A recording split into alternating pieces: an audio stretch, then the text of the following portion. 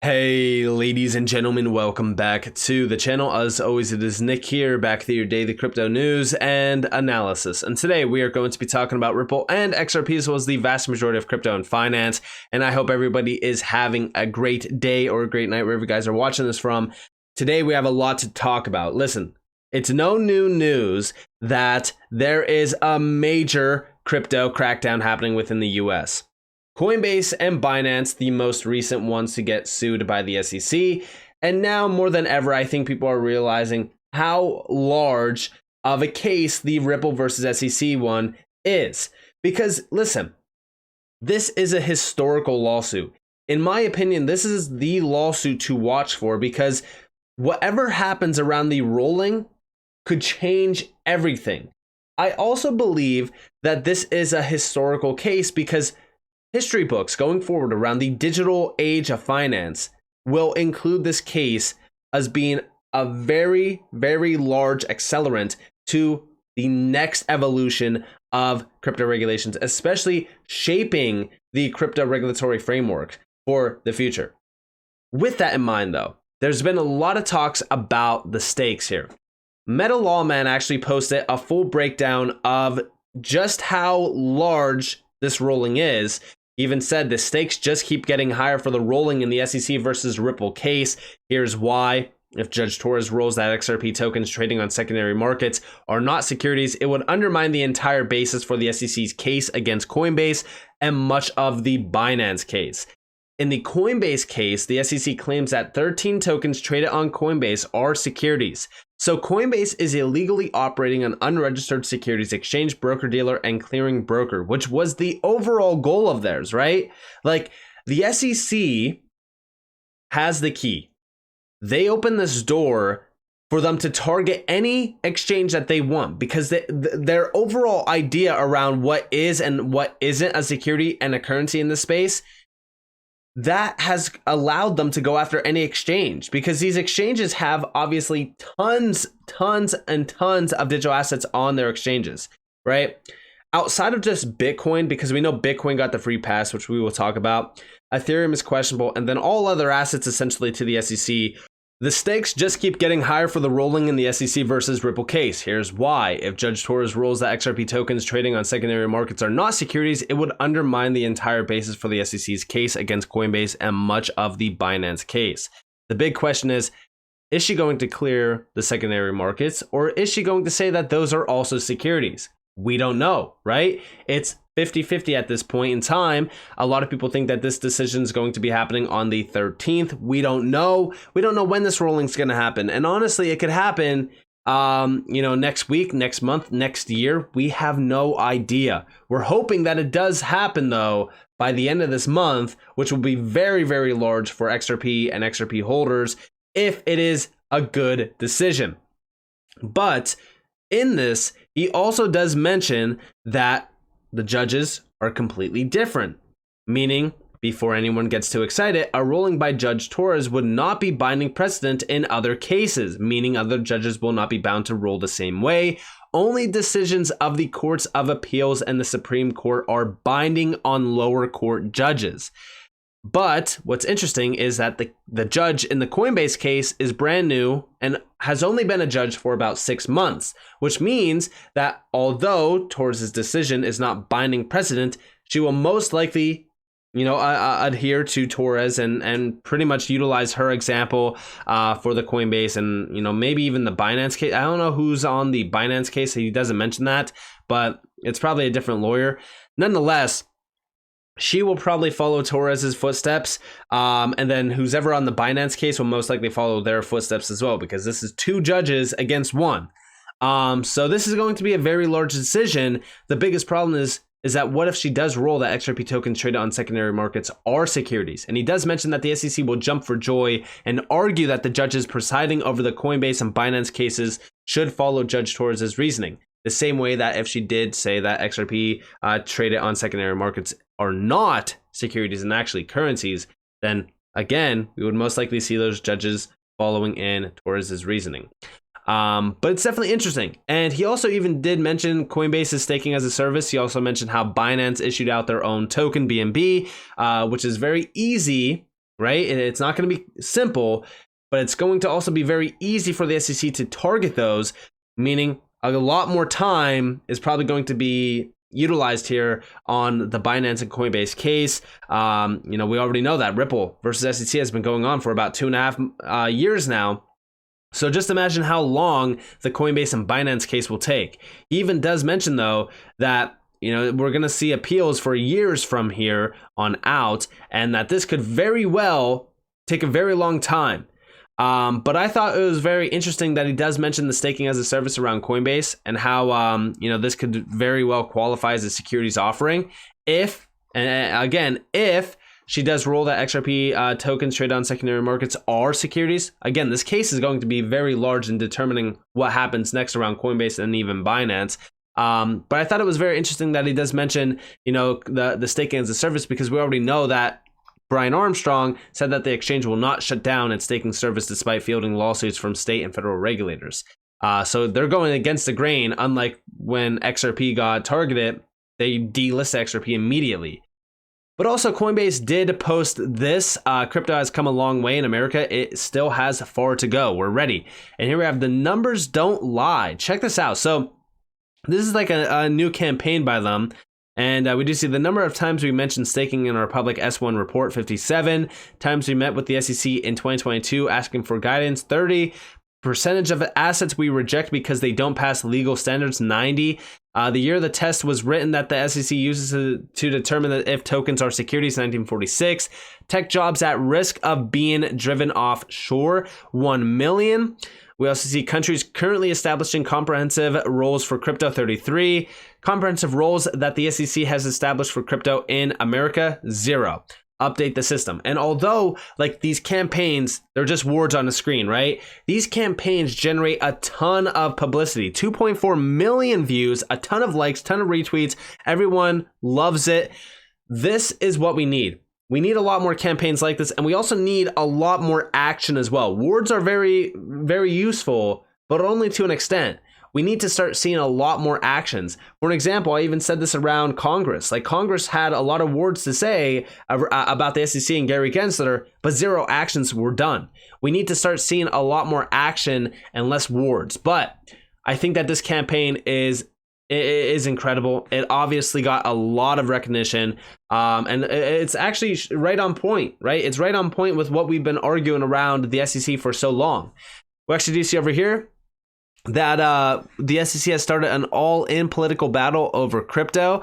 The SEC's lawsuits against Binance and Coinbase are likely to be play across the U.S.'s legal and political system over several years, says Michael Casey.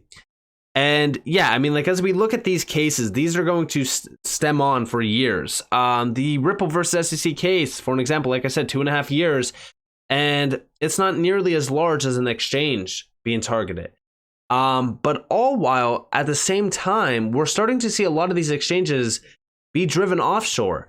Crypto.com just recently suspended its US institutional exchange. Meanwhile, Coinbase also just recently started offering an international exchange. Also, Robinhood, which is very interesting because you wouldn't suspect Robinhood to be in the same boat as Coinbase, but recently they did delist tokens Solana, Cardano, and even Polygon after the SEC suits named them as securities. Meanwhile, going back a little bit to the 7th, Robinhood joins Coinbase and saying it tried to come in and register like the SEC wanted. All of these companies have the same exact problems with the SEC. So do you think that it's really, a crypto problem? Do you think it's, these companies having an issue? Or do you think it's the actual SEC? We already know this, right? It's the SEC. And what's crazier about all of this is who is the SEC actually protecting? They're not protecting me or you. They're not protecting innovation. They're protecting the big bankers. They're protecting Wall Street. And Robinhood, well, we already know Robinhood is a major player around Wall Street. So it seems to me that they don't want any company or anyone to have any control. They want their bankers. They want the big bankers. JP Morgan, for an example, which holds well over 10% of US deposits, for an example. They want JP Morgan to be in charge. They want the big four to be in charge. The bankers, right? The bankers are the key players here. But also Binance. What's wild about all of this is from Eleanor Tourette, new. Gary Gensler was meeting with Binance in 2018, 1 year before he allegedly offered to serve as an advisor to the crypto company in 2019. Here we have the head of Binance actually talking about this. I observed that while Gensler declined advisorship, he was generous in sharing license strategies. This was from 2018. And here we have from CNBC, Binance lawyers allege SEC chair Gensler offered to serve as an advisor to crypto company in 2019. Also, meanwhile, right, FTX, Brad Garlinghouse actually said, if it wasn't already clear, it should be now. Chair Gensler's laughable pro-innovation stance, as he said today, is exactly the opposite. What this also tells me is that the SEC is throwing lawsuits at the wall and hoping they distract from the agency's FTX debacle. It's embarrassing to watch an unelected bureaucrat flail like this to mask the fact that he and his agency don't have the power that he so desperately craves. No one is fooled. And yeah, as we really kind of look at the SEC and we look at Gary Gensler, they dropped the ball drastically on FTX. But was it them actually failing, or was it all by plan? Like I said, the FTX situation was utilized as an example, a prime example actually, from the SEC and many other individuals that are against crypto. Elizabeth Warren, I hate even mentioning her name. It was utilized as a major example. So if we actually look at this, right, we have to take a step back and actually look at who the SEC is going after and who they didn't. It's all by plan. For example, here we have the SEC going harder at Binance, Coinbase, Kraken, Ripple than it ever did at FTX. That about says all you need to know about the situation. This got 1 million views, by the way. Thank you, Gary, for protecting us from all the black swans in 2022. We would not have survived Luna, 3AC, FTX, Voyager, even Celsius, right? Without him and the SEC. This is the big problem, right? All of these were prime examples that they utilized against other companies within crypto. And these are all examples that the SEC didn't even go after. They met with most of these. It's wild to me. Now, as we look at Bitcoin as well, right? Because as we actually look at all of these exchanges on why they weren't targeted, it's because, for example, FTX, right? FTX being the number one that wasn't targeted. The main reason why these weren't targeted is because hours after they actually collapsed, they had news media headlines around crypto. Elizabeth Warren, after Luna collapsed, it wasn't even 2 hours after. She already had a full-on draft bill up around why we need to go after, crypto exchanges, crypto projects. We have to have strict regulations. It was wild to me, which again proves to me that a lot of this is all by plan, and it's all actions that they could utilize against proper companies like Ripple, for an example. Now, also, we've seen this from Digital Asset Investor. Finally, they're saying it, but it's not Bitcoin and never was. Remember, guys like him are the same ones that have been shouting Bitcoin and Ethereum for years. Why is he just now admitting he's known this all along? Listen closely to this. Tell me more. I said, and I think the US government and the UK government invented it, which is the NSA and the GCHQ in the UK, who are the two world centers of cryptography. Because even how the white paper's written, it's you this, think this they're transatlantic. Yes. I always have. And I asked the Department of Defense, they said, yeah, we've considered that too. That they seeded it was official, experiments. or it was just people from that went rogue? I don't think it's necessarily a rogueness. I think like Google have Google X, where they do tons of experiments, right? They know that one of the esoteric risks for the entire Western system is the issue of money. So there's probably groups of people who are given things to try. And if you can seed a new system, maybe they tried 100 of these and just one succeeded. We don't know. But it would make sense because that's what they do, this kind of stuff. So one of these took off. And so I think it's always been. I don't think it's a coincidence it came out of the financial crisis. I don't think it's a coincidence that the halving cycle and all of this is all related. It is the solution. Always has been the solution You just can't go there tomorrow. So all you need to do is let it happen slowly and manage that transition. You'll be okay. There'll be times where it speeds up because we've got something bad going on, and there's times when it slows down. But and that's what I think the US government regulation is trying to do. They don't want to ban crypto. Just slow this down. Because if all the deposits leave the banking system, it's game over. If they don't set up a way of collecting taxes because everybody's living in crypto land and they have to ask your honesty in what trades you've done, that's not going to work for them because they can't pay the bills. So I think they're trying to catch up. I think that the UK will have a CBDC. I think the Europeans will. It's all coming relatively soon, next 5 years, 3 years, 4 years. And they'll feel more in control of the system that they've got because they need to pay the interest payments. And again, like, although he's talking about Bitcoin here, almost everything that he is mentioning here is pretty on point, right? You know, they're trying to slow it down because, again, it's the traditional system is at risk. It's the same reason why Ripple has been in the case against the SEC for 2.5 years. They needed to slow it down so that things could also catch up. We need proper infrastructure around the US to accommodate for what Ripple is doing with XRP. But also, within this, yeah, I do believe that Bitcoin and possibly even Ethereum were inside, right? The government. I think that the government created a lot of what we see around crypto.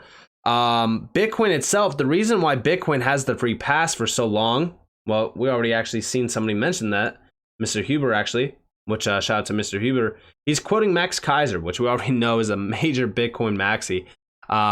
He was so close. Yes, the SEC insiders are trying to shut down any project that is dangerous to the incumbents and threatens their bribes. The reason Bitcoin is left alone is not because it's perfect money, but, well, you'll figure it out eventually. Very similar to, this video where he's talking about how Bitcoin has always been the solution. It's the solution. No. Bitcoin and Ethereum are the distractions. See, we have this ever so often in crypto where we have this major distraction that all the retail flock to, Pepe, Dogecoin. I mean, Bitcoin has been the longest one. You know, when you mention crypto to someone, what do they mention? They don't mention, maybe they'll mention Ethereum, but they don't mention XRP. They don't mention XLM. They don't mention HBAR. They mention Bitcoin. And do you ever question why? It's because Bitcoin for the longest time has always been in the spotlight. When you see crypto in movies or TV shows or anything, like, it's always Bitcoin. It's never the actual utility tokens.